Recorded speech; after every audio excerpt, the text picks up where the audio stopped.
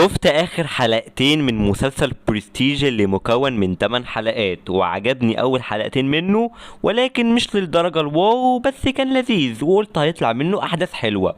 ولكن بعد ما خلصت المسلسل اقدر اقول وبكل جدارة ان ده واحد من اسوأ المسلسلات في تاريخ الدراما المصرية، لانه من الحلقة الثالثة لغاية الاخر حرفيا المسلسل بيبقى ممل وساذج، وكمية تقل دم مش طبيعية من كل الممثلين، ومش بستثني حد منكم. كوميديا بايخة وما تفهمش هي ازاي بتتقدم على اساس انها بتضحك. ولما نيجي نبص بقى للقصة الاساسية اللي هي تعتبر من نوعية مسلسلات هو دامت من القاتل، فالمسلسل قدمها بأسوأ طريقة ممكنة، لدرجة انا ما بقتش مهتم اعرف مين اللي عمل كده.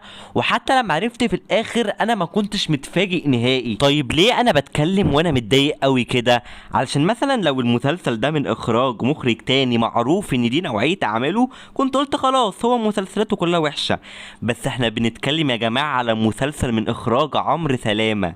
لا ده حوار كبير قوي انه يطلع بالجودة دي، وما كنتش فاهم هو دماغه كانت عايزة ايه او توصل لايه، لانه بالنسبة لي واحد بكل تأكيد من افضل المخرجين اللي بستنى اعمالهم.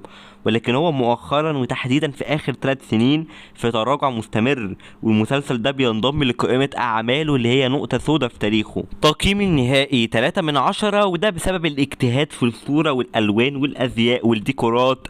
غير كده كل سنة وانتوا طيبين.